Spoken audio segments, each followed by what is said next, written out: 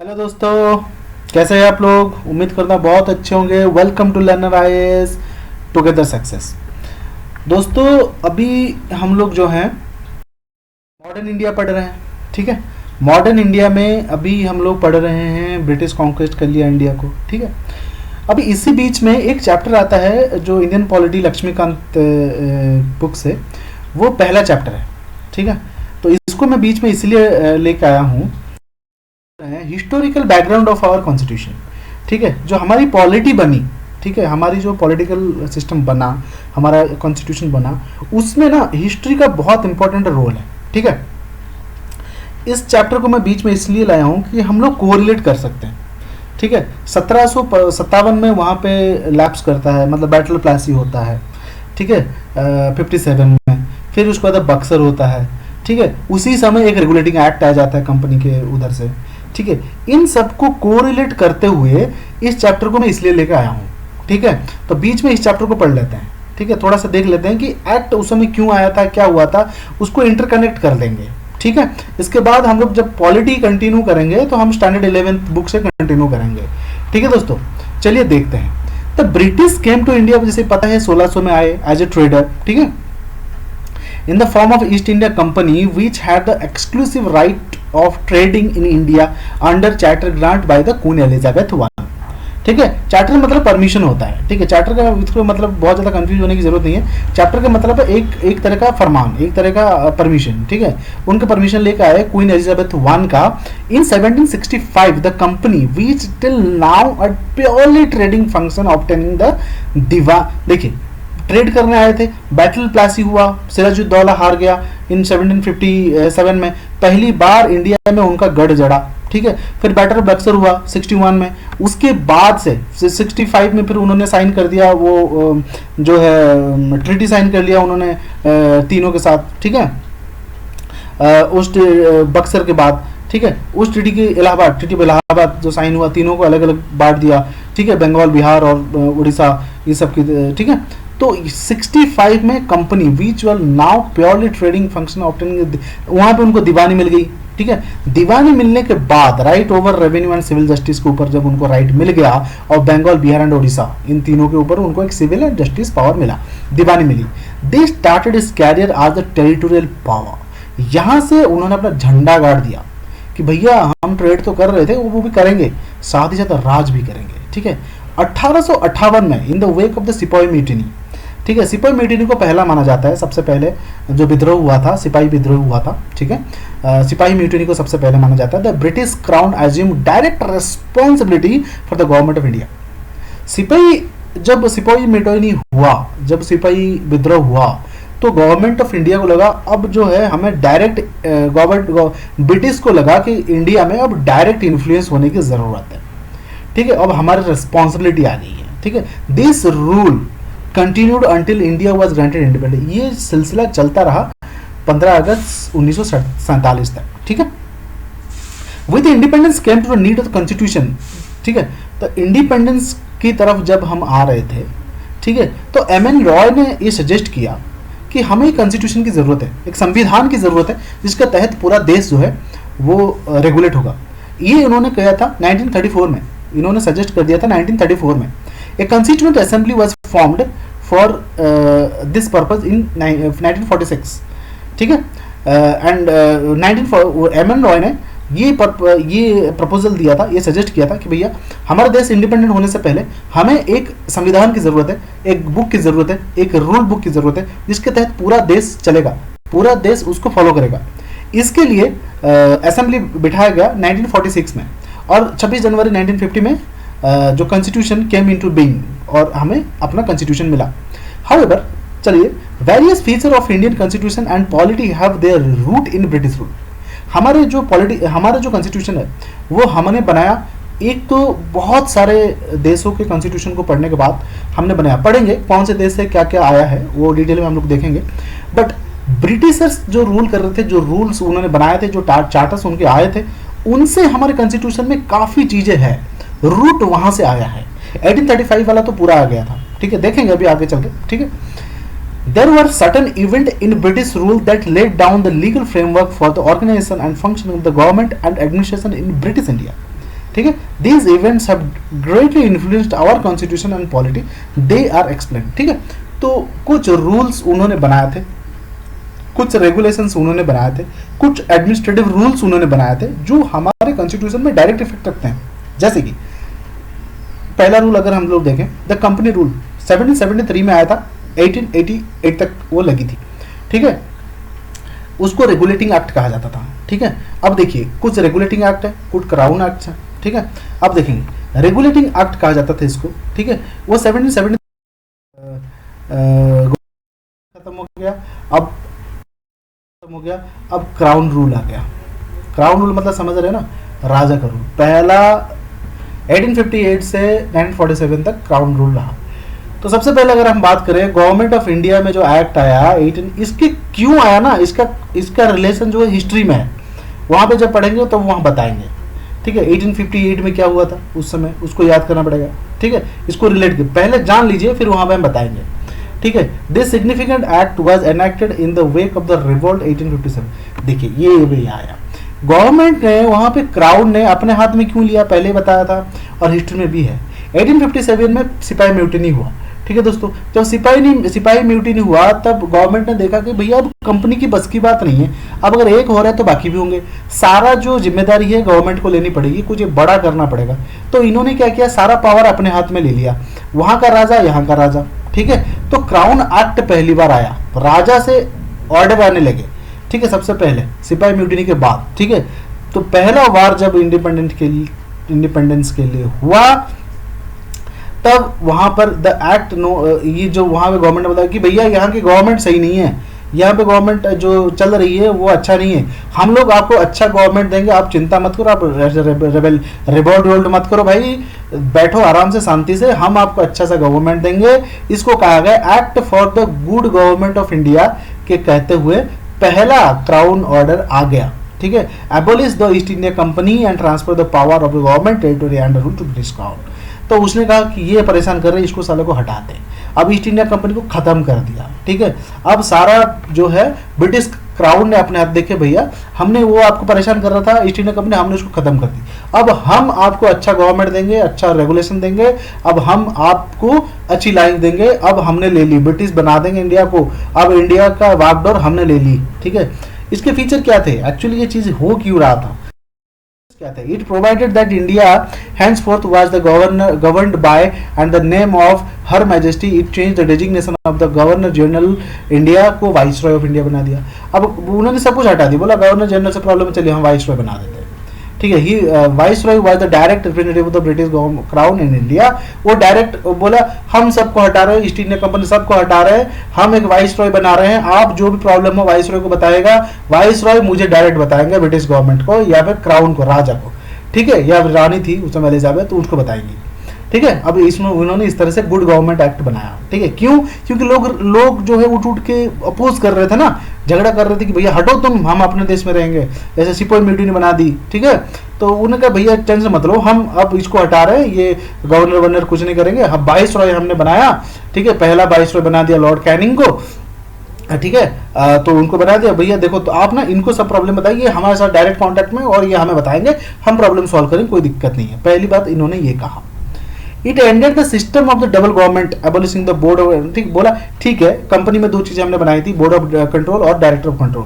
ठीक है, court of directors, ये दो चीजें बनाए थे, हटा रहे हैं इसको, इन दोनों को उन्होंने हटा दिया। It created a new office secretary of state of India, बोले हम एक सेक्रेटरी बना रहे हैं, दफ्तर बना रहे हैं, जो भी दिक्कत है आप यहाँ बताइएगा। ठीक है, इनको पावर दे दी, कंप्लीट अथॉरिटी दे दी, कंट्रोल ओवर इंडियन एडमिनिस्ट्रेशन, आप इंडियन एडमिनिस्ट्रेशन को कंट्रोल करिए। सेक्रेटरी बन गया, जो आज तक चल रही है हमारी हायर जो सेक्रेटरी सिस्टम, सचिवालय। ठीक है, the secretary of the state was member of the British cabinet and responsible ultimate to the British parliament. ठीक है, यहाँ बनाया तो सब कुछ वहाँ पे ये लोग बता देते। It establish 15 member council of India to assist the Secretary of State of India, State for India. The council was the advisory body. The Secretary of the State was made the chairman of the council.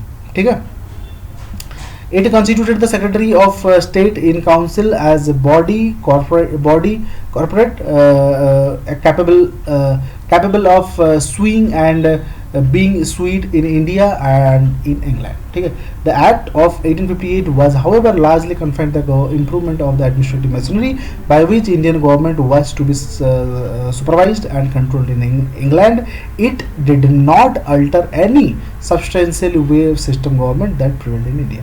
इन्होंने सिर्फ एक बताया और सारा control London में England तक चला गया. ठीक है, कुछ नहीं, वैसा ही सिचुएशन तो वैसा ही था. इंडियन काउंसिल एक्ट 1861, 1892 और 1901. After the great revolt of 1857, the British government felt necessity of the seeing cooperation of the Indians in the administration of their country. उन्होंने देखा कि अगर हम पूरी तरह से कंट्रोल करते हैं ना तो ये लोग रिवॉल्ट कर रहे हैं. हम कोऑपरेट कर लेते हैं, इंडियन लोगों को अपने देश को चलाने का मौका देते हैं और हम भी रहते हैं, सुपीरियरिटी हमारा, बट वो लोग हमारा रिप्रेजेंटेशन करेंगे. It in pursuance of this policy of association 3 act were enacted by the British parliament in 1861, 1892 and 1909. Indian council of act 1861 is an important landmark in the constitutional and political history of India. कैसे? पहली बात ये जब आया, ये क्या हुआ? It made a beginning of a representative institution by associating Indians with the law making process. इन्होंने कहा देखो, आपको लग रहा है कि हम आपको लूट रहे हैं, नहीं, आपके रिप्रेजेंटेटिव्स भेजो, हम अपने काउंसिल में उनको जगह देंगे. तो सबसे पहले लॉ मेकिंग प्रोसेस में इंडियन का एसोसिएशन करना शुरू किया. Thus provided the Viceroy should nominate some Indians as non-official member of his expanding council. उन्होंने कहा कि वाइसरॉय जो है वो कुछ भारतीयों को, कुछ इंडियंस को नॉमिनेट करेगा. ठीक है, जो कि उस काउंसिल में नॉन ऑफिशियल मेंबर रहेगा. ऑफिशियल मेंबर नहीं, कभी भी निकाल भी सकते हैं, नॉन ऑफिशियल मेंबर उसमें रहेगा. ठीक है, तो 1862 में लॉर्ड कैनिंग ने तीन लोगों को भेजा to legislative council. Raja of Banaras, the Maharaja of Patiala and sir Dinkar Rao. इनको याद रखिएगा, ये बहुत इंपॉर्टेंट है. ठीक है, तो अपना फ्लो समझिए, स्टोरी समझेंगे इसको. ठीक है, तो इन्होंने कहा कि भैया अब वहीं से कुछ लोग ले लेते हैं, शांत हो जाएंगे.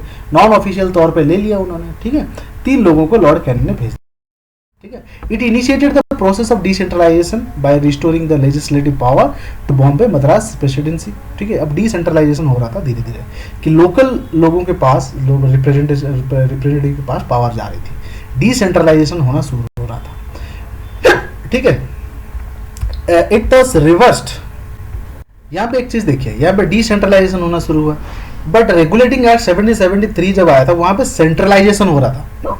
ठीक है दोस्तों, वहां पे क्या हो रहा था कि सारा पावर जो है वो गवर्नमेंट ऑफ ब्रिटेन के पास था. ठीक है, बट यहाँ पे डिसेंट्रलाइजेशन होना शुरू हुआ. This policy of legislative devolution resulted in the grant of almost complete internal autonomy to the provinces in 1937. ठीक है दोस्तों, उसके बाद क्या हुआ? It also provided for the establishment of new legislative councils for the Bengal, north west frontier provinces, ठीक है, and Punjab, which were established in 1862, 66 and 97 में. ठीक है, it empowered the viceroy to make rules and orders for the more convenient transaction of business in the council.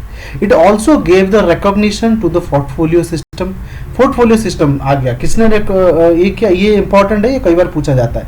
portfolio system was established by Lord Canning. ठीक है, first viceroy of India. ठीक है, in 1859. Under this, a member of Viceroy's Council was made in charge of one of more departments of government and was authorized to issue final order on behalf of the council on matter of his departments. ठीक है, it empowered Viceroy to issue ordinance without the concurrence of legislative council during an emergency. emergency के समय जो है ये जो viceroy है वो कोई भी डिसीजन ले सकता है बिना काउंसिल को इन्फॉर्म किए, ये उसको पावर दे दी गई. ठीक है दोस्तों, पहली बात. चलिए फिर क्या बात होती है 1892 में जो आया. ठीक है, उसमें क्या किया? तो इसने the number of additional non official member in the central जो मेंबर्स थे उनको इंक्रीज कर दिया. थोड़ा सा और बढ़ा दिया कि भैया तुम्हारा रिप्रेजेंटेशन, इंडिया का रिप्रेजेंटेशन थोड़ा और हम बढ़ा देते हैं, ठीक है। तो 3 मेंबर देते थे लेजिस्लेटिव में, थोड़ा सा इंक्रीज और कर दिया। क्या इंक्रीज कर दिया भाई, ठीक है। तो उन्होंने उसका नंबर बढ़ा दिया। It increase the function of legislative council and gave them the power to discuss the budget addressing question to the executive. तो उन्होंने कहा अब तुम जो है बजट भी डिस्कस कर सकते हो, अपने देश के डेवलपमेंट के लिए क्या क्या खर्चे चाहिए एक्सेट्रा, वो आप कर सकते हो। It provided for the nomination of the some non-official members of the Central Legislative Council by the Viceroy on the recommendation of the Provincial Legislative Council and the Bengal Chamber of the Commerce, ठीक है। वहां पर भी लोगों की संख्या जो local representation की नंबर बढ़ा दी गई। That the Provincial Legislative Council by the Governor on the recommendation of the district boards, municipalities, universities, trade association, जमींदार and chambers, ठीक है। वहां पर जो काउंसिल जो provincial legislative council bye the governor on the recommendation of the, वहां पे जो लेजिस्लेटिव काउंसिल में जो लोग जाते थे, बाकी वहां के जो लोकल बॉडीज थी, डिस्ट्रिक्ट बोर्ड्स हो गया, म्यूनसिपैलिटीज हो गया, यूनिवर्सिटीज हो गए, वहां से लोगों को चूज करने की पावर मिल गई, ठीक है। The act made a limit and indirect provision for the use of election in filling of some of the non official seats. पहली बार इलेक्शन आ गया कि अब कोई लोगों को चूज करेंगे तो कैसे चूज करेंगे, बहुमत लेंगे ना, कि भैया हम यूनिवर्सिटी से एक बंदे को काउंसिल में भेजना चाहते हैं, किसको भेजेंगे, सब लोग जिसको चूज करेंगे भैया ये समझदार इसको भेजो। तो कि इनडायरेक्ट इलेक्शन आ गया, ठीक है। The word election was however not used in the act, but there was a election. शब्द नहीं था इलेक्शन का, बट द प्रोसीजर वही था। The process was described as nomination made on the recommendation of the certain bodies, ठीक है। उसको nomination कहा जाता था, ठीक है। चलिए हम आ रहे हैं पास में, ठीक है। फीचर ऑफ द 1909 में जो आया एक्ट, उसका फीचर क्या था? इट ऑल्सो आज 1909 को मॉर्ले मिंटो एक्ट कहा जाता है, मॉर्ले मिंटो रिफॉर्म। ये कई बार पूछा जाता है मैच में, ए और बी, ठीक है, उसमें पूछा जाता है मैच दिस फॉलोइंग एक्ट। इस एक्ट को 1909 को मोर्ले एंड मिंटो रिफॉर्म कहा जाता है। क्यों? सेक्रेटरी थे उस समय इंडिया में Lord Minto and vice Morley थे, लॉर्ड मोर्ले जो थे वो सेक्रेटरी थे और मिंटो जो थे वाइस रॉय थे। दोनों मिलकर ये रिफॉर्म किया था। उन्होंने क्या किया? It considerably increase the size of legislative council both central and provincial, दोनों की साइज बढ़ा दी, नंबर बढ़ा दी। The number of member of central legislative council raise to 16 से 60 कर दिया। The number of member in the provincial legislative council was not uniform, ठीक है। तो अलग अलग होता था प्रोविंसेस में, कहाँ बढ़ा है, जैसे उत्तर प्रदेश में 80 है, ठीक है। इस तरह से अलग अलग प्रोविंसेस में अलग अलग लेजिस्लेटिव नंबर्स हुआ करता था। It retained official majority in the central legislative counselling but allowed the provincial legislative counselling to have non official majority. उन्होंने नंबर बढ़ाया, नॉन ऑफिशियल मेजोरिटी को बढ़ाया उन्होंने प्रोविंशियल लेजिस्लेटिव काउंसिल में, ठीक है। It enlarge the deliberative functions of the legislative council at both the levels. For example, member were allowed to ask supplementary questions, move resolutions on the budget and so on, ठीक है। तो उन्होंने functions को बढ़ाया कि जो representatives थे, जो नॉन ऑफिशियल थे, उनकी जो है कैपेसिटी, दायरा बढ़ाया कि आप बजट में बोल सकते हो, आप कोई इशू रेज कर सकते हो, ठीक है। इट प्रोवाइडेड पहली बार first time for the association of Indians with the executive council of the viceroy and governors. पहली बार क्या हुआ, इंडियंस को एग्जीक्यूटिव काउंसिल ऑफ वाइसरॉय में और गवर्नर में बात करने की परमिशन मिली। और सबसे पहले थे सत्येंद्र प्रसाद सिन्हा, सत्येंद्र सिन्हा कहा जाता है generally, Satyendra S P Sinha, become the first Indian to join the viceroy's executive counselling. He was appointed as law member. ये इंपॉर्टेंट है, इसको जरूर से याद रखिएगा, ठीक है। It introduced a system of communal representation for Muslims by accepting the concept of separate electorate. सबसे पहले सेपरेट इलेक्टोरेट बनाया Lord Morley and Minto reform ने 1909 में फॉर द मुस्लिम्स। खेल दिया गेम कम्युनलिज्म का, इसलिए इनको कहा जाता है फादर ऑफ कम्युनल इलेक्टोरेट। एक अलग से इलेक्टोरेट बनाया गया कि भैया आप लोग अलग हो, आप क्यों उनके साथ मिलकर आपके लिए एक अलग इलेक्टोरेट बनाएंगे। खेल दिया गेम यहाँ पे कम्युनलिज्म का, ठीक है। खतरनाक गेम है, आज तक भुगत रहे हम लोग, ठीक है। It also provided for the separate, ये याद रखिएगा, who gave the separate electorate, Lord Minto in 1909, और इनको फादर ऑफ कम्युनल रिप्रेजेंटेशन भी कहा जाता है, ये फादर ऑफ कम्युनल इलेक्टोरेट भी कहा जाता है. It also provided for the separate representation for the presidency, corporations, chambers of commerce, universities and जमींदार. ठीक है. फिर बात करते हैं हम गवर्नमेंट एक्ट और गवर्नमेंट ऑफ इंडिया एक्ट 1919 में. इसको मॉन्टेगू चेम्सफोर्ड रिफॉर्म भी कहा जाता है. ठीक है, मॉन्टेगू चेम्सफोर्ड रिफॉर्म कहा जाता है गवर्नमेंट ऑफ इंडिया एक्ट 1909. ठीक है दोस्तों, इस समय क्या था, मॉन्टेगू जो थे वो सेक्रेटरी थे इंडिया के, और लॉर्ड चेम्सफोर्ड जो थे वो वाइसरॉय थे.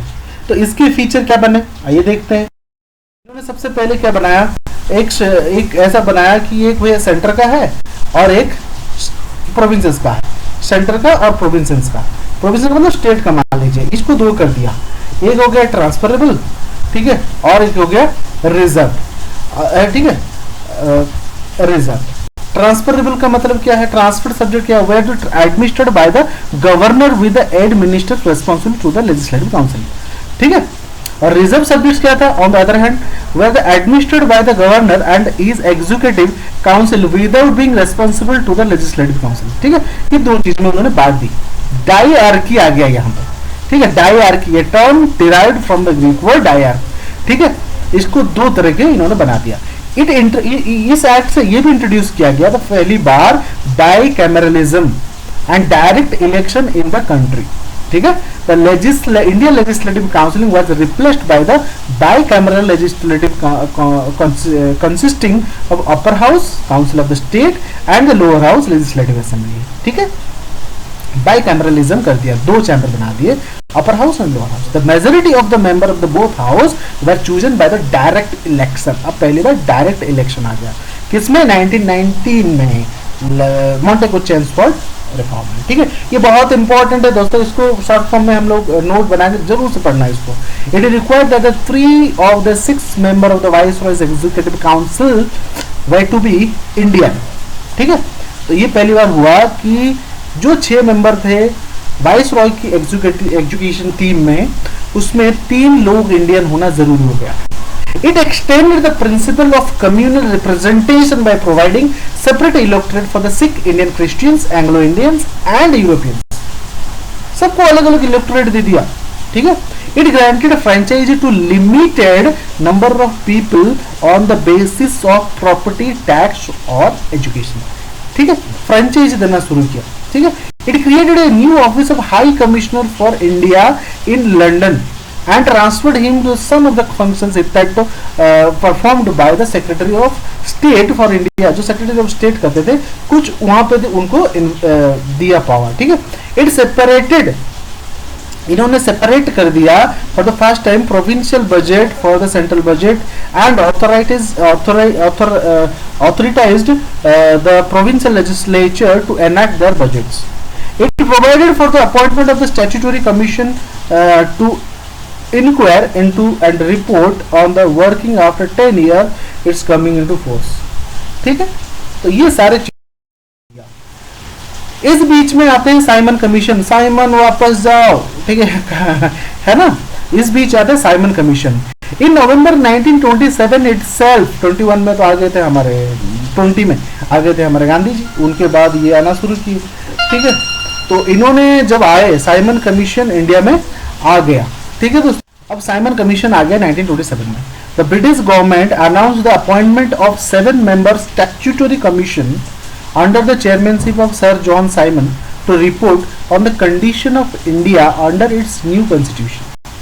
जो नई चीज बनाई, नए रूल्स ये सब बनाया, उसके अंडर इंडिया में किस तरह से फंक्शन हो रहा है, इस चीज को रिपोर्ट करेंगे साइमन. एक कमीशन है, एक कमीशन है.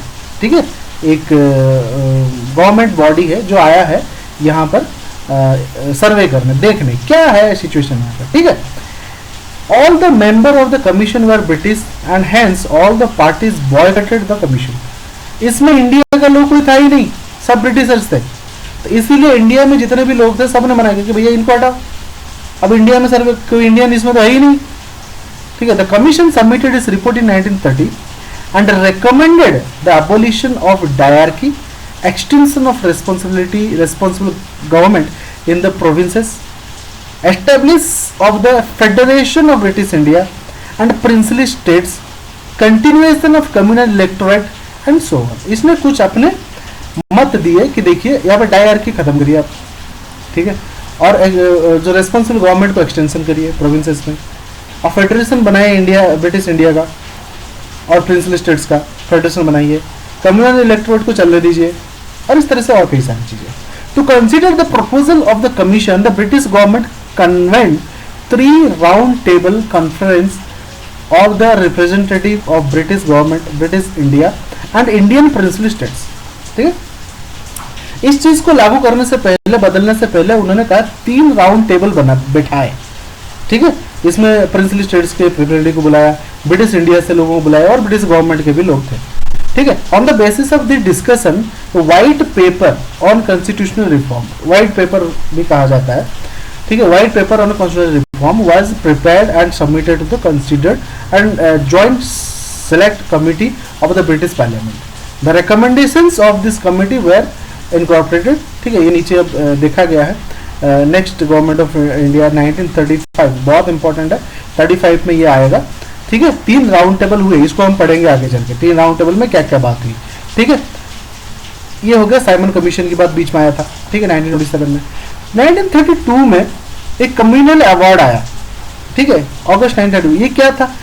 रामसे मैकडोनल्ड थे, ये तो बड़े खतरनाक इंसान थे, इन्होंने कम्युनल अवार्ड बनाया. The British Prime Minister announced a scheme of representation of the minorities which came to known as communal award. उन्होंने कहा कि जो माइनॉरिटीज हैं उनके रिप्रेजेंटेटिव्स भी आने चाहिए. ठीक है, हर चीज में उनको भी पूछो. इनको कम्युनल, इस चीज को जो रिप्रेजेंटेटिव अलाउड है, इसको अवार्ड कहा गया कि कम्युनल अवार्ड इसको कहा जाता है. ठीक है, the award not only continue separate electorate for the Muslim, Sikhs, Indian, Christians, Anglo Indians and Europeans, but also extended it to the depressed classes. Schedule caste बना दिया इसको. ठीक है, Gandhi ji were distressed over this extension of the principle of communal representation on the depressed classes and undertook fast on to death in Yerawada jail Pune to get the award modified. उन्होंने कहा इनको depressed मत बोलो, इनको पिछड़ा मत बोलो. हाँ, आप कम्युनल कह सकते हो, बट ये क्या बना दिया, इसको एसटी बना दिया, एससी बना दिया, ये गलत है, इसको मॉडिफाई करो. At last there was agreement between the leader of the Congress and depressed classes. The agreement known as Poona pact. ठीक है, कांग्रेस और इनके बीच में एक मॉडिफाई करके इनको एक पैक्ट बना दिया. ठीक है, एक उसको पूना पैक्ट कहा जाता है, कांग्रेस और माइनॉरिटीज के बीच में हुआ था. Return the Hindu joint electorate and gave reserved seat to the depressed classes. उन्होंने कहा देखो इलेक्टोरेट एक रहेगा, उसी में सब कुछ होगा, आपको रिजर्वेशन दी जाएगी, कोई टेंशन मत लो. उन तब से एससी स्टार्ट हो गया, शेड्यूल कास्ट. ठीक है दोस्तों, चलिए अब बात करते हैं government of India act of 1930. This is the most important चीज है. ठीक है, the act marked the second milestone towards the complete responsible government in India. It was a lengthy and detailed document having 321 sections and 10 schedules. ठीक है, एक तरह से आप इसको एक पार्लियामेंट, मतलब एक कॉन्स्टिट्यूशन नहीं कह सकते आप इसको. ठीक है, तो इसमें क्या हुआ, इसके फीचर्स क्या हुए, आइए देखते हैं थोड़ा सा. पहली बार ये हुआ क्या, it provided the establishment of all India federation consist of provinces and princely states as units. ठीक है, act divided power between the centre and unit terms as federalist और प्रोविंसेस इज प्रोविंशियल लिस्ट. ठीक है, federation में 59 items थे, federal मतलब central list में, और प्रोविंशियल या स्टेट लिस्ट में रहे 54 items. And a concurrent list, एक बोथ दोनों जिसमें काम करेंगे उसमें 36 आइटम्स थे. Residuary power were given to the viceroy. However, the federation never came into being as the given to the being as the princely states did not join it. Princely states ने इनको join नहीं किया था. ठीक है, it abolishes diarchy, diarchy को खत्म कर दिया. Provincial autonomy इंट्रोड्यूस किया, प्रोविंशियल ऑटोनॉमी, आप अपने अपने राज्य में काम कर सकते हैं. It is in its place. The provinces were allowed to act as autonomous unit of the administration in their defined sphere, अपने टेरिटरी मार्क करके. ठीक है, फिर उसके बाद more over the act introduce responsible government in provinces. That is the governor was required to act with the advice of the minister responsible to the provincial legislation. This came to effect in 1937 and was discontinued in 1939. ये आया था, बनाया था, फिर उसको हटा भी दिया. It provided for the adoption of the diarchy at the center. इन्होंने कहा कि आप अडॉप्ट ले कर लीजिए फिर से, ठीक है, उन्होंने फिर से किया. Consequently, the federal subject were divided into reserved subject and transport. जो फेडरल सब्जेक्ट था, कुछ रिजर्व और कुछ ट्रांसपोर्ट बनाए गए, ठीक है. Introduce bicameralism in the 6 out of 7 provinces, ठीक है, 7 प्रोविंसेस थे, 6 में बाइकैमरलिज्म मतलब upper house and lower house वाला सिस्टम बना दिया, 1 में नहीं बनाया. 10 the legislative Bengal, Bombay, Madras, Bihar, Assam and united U P, इसमें बाइकैमरलिज्म बना दिया, ठीक है. It further extended the principle of communal representation by providing separate electorate for the depressed classes, scheduled classes, women and laborers, उनके लिए अलग इलेक्टोरेट बनाया. It abolishes the Council of India, खत्म कर दिया, establish the Government of India Act 1858, ठीक है. The Secretary of the State for the India was provided with a team of advisory, ठीक है, एक टीम ऑफ एडवाइजर दिया गया सेक्रेटरी ऑफ इंडिया को. It extended franchisee, about 10% of the total population got the voting right. हाँ, election से तो हो रहा था, बट सिर्फ 10% लोग ही वोट देते थे, ठीक है. It provided for the establishment of the reserve bank of India to control the currency and the credit of the country. पहली बार इसने एस्टेब्लिश किया 1935 वाला एक्ट, ठीक है. पहली बार रिजर्व बैंक, ये पूछा जाता है रिजर्व बैंक ऑफ इंडिया कब एस्टेब्लिश किया गया. It provided for the establishment of not only a federal public service commission but also the provincial public service commission, joint public service commission for the 2 more provinces, ठीक है. एक तो UPSC मतलब federal public service commission central में था जो civil service को choose कर, अब हर स्टेट में प्रोविंशियल पब्लिक सर्विसेज अलग से एस्टेब्लिश किया गया और एक जॉइंट पब्लिक कमीशन बनाया गया जो कि दूसरे स्टेट्स थे, दूसरे यूटीज कह सकते हैं आप अभी के भाषा में. It provided for the establishment of the federal court, ठीक है, सुप्रीम कोर्ट जिसको आप कहते हो, ठीक है. वही पहले तो कोलकाता में बनाया गया था, फेडरल कोर्ट बनाया गया which was set up in 1937. अब फाइनली आया Indian independence act of 1947.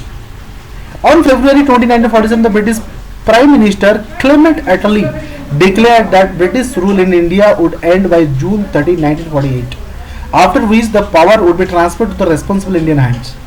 This announcement was followed by the agitation by the Muslim League demanding partition of the country. Muslims जिनको अलग इलेक्टोरेट दिया गया था उन्होंने कहा भाई हम इंडिया के साथ नहीं रहेंगे, हमें अलग देश बना के दो, ठीक है. Again in June 3, 1947, the British government made it clear that any constitution framed by the Constituent Assembly of India formed in 1946 cannot apply to those parts of the country which were unwilling to accept it. उन्होंने कहा हम वैसे जगहों को अलग नहीं करेंगे जो डिवीजन एक्सेप्ट नहीं करता. On the same day, June 3, 1947, Lord Mountbatten, the Viceroy of the India, put forth the partition plan known as the Mountbatten Plan. British plan, भाई ये सब इंडिया की हिस्ट्री में सबसे गलत स्टेप यही था, ठीक है. उन्होंने कहा लॉर्ड माउंटबेटन ने कि भाई देखो मैं एक प्रपोजल दे रहा हूं, मैं एक आइडिया दे रहा हूं, ठीक है, आप ना डिवीजन कर लो. किस तरह से कर रहे हैं उन्होंने बताया. तो इसको जो है कांग्रेस ने एक्सेप्ट कर ली, मुस्लिम लीग ने एक्सेप्ट कर ली. इमीडिएट इफेक्ट से इन्होंने क्या कर दिया, पार्टीशन कर दी. ठीक है, इसका फीचर क्या था इंडियन इंडिपेंडेंस एक्ट का. It ended the British rule in India, declared India independent from the 15 August 1947. इसमें ये था. It provided for the partition of the India, creation 2 independent dominion, India and Pakistan. Right, ये बड़ा दुख होता है जब भी पढ़ते हैं इसको. Right to cede the British Commonwealth. It abolished, पहली बात बना, ठीक है. अब क्या बोलना, एक नया देश का जन्म हुआ, भारत ने एक देश जन्म दिया, भारत माता ने अपने एक संतान को जन्म दिया जिसका नाम है Pakistan. It abolished the office of viceroy and provided for each dominion a governor general. हाँ, इसमें भी ब्रिटिश गवर्नर जनरल रहेंगे who was appointed by the British king on the advice of the Dominion cabinet. His Majesty's government of Britain was to have no responsibility with respect to government of India और पाकिस्तान. दोनों ही देशों में हमारा कोई responsibility नहीं रहेगा, आप अपना गवर्नमेंट खुद संभालेंगे.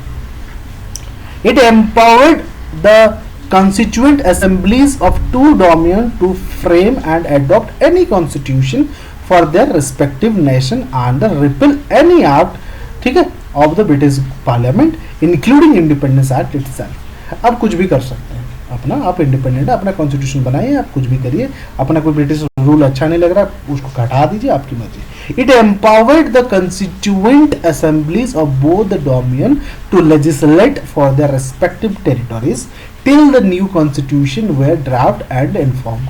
No act of British Parliament passed after August 15, 1947 was to extend to their to either of the new dominions unless unless it was extended hitherto by the law of legislative dominion। अब कोई rule regulation act कुछ नहीं आएगा British, ठीक है। It abolished the office of Secretary of State for India and transferred his function to Secretary of State for Commonwealth Affairs। It proclaimed the lapse of British paramountcy over the Indian princely states and treaty relation with tribal area from the August 15। ये कुछ नहीं होगा, सारे सब आज़ाद हैं, ठीक है। It granted freedom to Indian princely states, ठीक है। आप किसी को भी ज्वाइन करो, इंडिया को, पाकिस्तान को, किसी को भी ज्वाइन कर सकते हैं, आप आज़ाद हो। It provided for the governance of each of dominion and provinces by the government of India act 1935 till the new constitution frame. जब तक दोनों ही देशों में जब तक नया कॉन्स्टिट्यूशन संविधान नहीं बनता, अब इसमें 1935 वाला एक्ट को चलाते रहिए। It deprive the British monarch of his right to veto bill or ask for the reservation certain bills approval, but the right was reserved for the Governor General. Governor General would have full power to assent any bill in the name of the His Majesty। It designed Governor General of India and the provincial governor as constitutional nominal head of the state। They were made to act on the advice of the respective council of ministry in all matters, ठीक है। Head करेंगे but ministry से पूछ के। It dropped the title of emperor of India from the royal title of king of England, ठीक है। It discontinued the appointment of civil services and reservation of the post by the secretary of the state for India. The member of the civil service appointed before August 15, 1947 would continue to enjoy all benefits that they were entitled to till the time, ठीक है। जो भी उन्होंने बनाया था civil services servant को, वो लोग रहेंगे जब तक वो रिटायर नहीं होते, ठीक है। At the stroke of midnight 14 to 15 August 1947 the British rule came to an end and power were transferred to the two new Indian dominions of the India and Pakistan। Lord Mountbatten became the first Governor General of India of new dominions of India। He swore in Jawaharlal Nehru as the first Prime Minister of independent India। The Constituent Assembly of India formed in 1946 became the Parliament of the Indian Dominion, ठीक है। अब यहाँ पे एक interim government बना। Interim government का मतलब है कुछ समय के लिए जो गवर्नमेंट आई है, ठीक है। तो उस कुछ समय के लिए जो गवर्नमेंट आई थी, temporary government, interim government, temporary कुछ भी इंटरिम बजट आता है, मतलब कुछ समय के लिए वो बजट आता है, फाइनल बजट अभी आना बाकी है, ठीक है। वो वाला इंटरिम गवर्नमेंट बनी थी। पहले बना था एक्सटर्नल अफेयर, इसमें से क्वेश्चन पूछा जाता है, बहुत इंपॉर्टेंट है, टेबल्स बहुत इंपॉर्टेंट होता है। जवाहरलाल नेहरू पहले external affair and Commonwealth relation minister बने। सरदार वल्लभ भाई पटेल ने क्या संभाला? Home, information broadcasting department. Doctor Rajendra Prasad food and agriculture. Doctor John मठाई, ये पूछा था इंटरिम गवर्नमेंट में कौन क्या करता था, ये पूछा जा सकता है, ठीक है। तो doctor John Mathai industrial supplies. Jagjivan Ram labour. Sardar Baldev Singh defence. CH Bhabha work mine and power. Liaquat Ali Khan finance. Abdul Rab Nishtar post and air. Asaf Ali railway and transport. C Rajagopalachari education and art. II Chundrigar commerce. Ghazanfar Ali Khan health. Jogendra Nath law. The member of the interim government were a member of the Viceroy Executive Council। The Viceroy continued to be the head of the council, but Jawaharlal Nehru was designated as Vice President of the Council, ठीक है। अब बात करते हैं first cabinet of free India. 1947 में जो India complete free हो गया, पहला कैबिनेट बना, पहला प्राइम मिनिस्टर तो पता ही है, जवाहरलाल नेहरू बने। External affair, Commonwealth relation, scientific research उन्हीं के हाथ में था। फिर सरदार वल्लभ भाई पटेल क्या था? होम इंफॉर्मेशन ब्रॉडकास्टिंग डिपार्टमेंट और स्टेट्स अफेयर के लिए उनका था। Doctor Rajendra Prasad food and agriculture में थे। मौलाना आज़ाद एजुकेशन बने। Doctor John Mathai railways and transport के बने। R K Shanmukham Chetty finance के। Doctor B R Ambedkar law के। जगजीवन राम लेबर के। सरदार बलदेव सिंह बने डिफेंस के। राजकुमारी अमृत कौर वो बनी हेल्थ की। CH भावा बने कॉमर्स के। रफ़ी अहमद किदवाई बने कम्युनिकेशन के। डॉक्टर श्याम प्रसाद मुखर्जी बने इंडस्ट्रियल सप्लाईज के। VN गडगिल बने वर्क एंड माइंस के। ठीक है, तो ये जो दो टेबल है बहुत ज़रूरी है। कभी कभी पूछ लेता है कि इंडिपेंडेंट जो फ्री कैबिनेट के कौन थे और ये कौन थे, मैच करिए, इस तरह से क्वेश्चन पूछा जाता है। तो दोस्तों ये हमने इसको पहले इस डिस्कस कर लिया क्योंकि इसका जो है रिलेवेंस हिस्ट्री में अभी आएगा, तो उसको जब पढ़ेंगे तो इसको रिलेट कर लेंगे। क्यों आया रेगुलेटिंग एक्ट, जरूरत क्यों पड़ गई, उनको ईस्ट इंडिया कंपनी को हटाने की जरूरत क्यों पड़ गई, एंड एक्सेट्रा। ठीक है, चलिए दोस्तों अपना ध्यान रखिए। यहाँ पे खत्म करते हैं हम लोग इस चैप्टर को, और हम लोग 11th स्टैंडर्ड से शुरू करेंगे पॉलिटी को। हमारे साथ बने रहिए और पढ़ते रहिए। जय हिंद।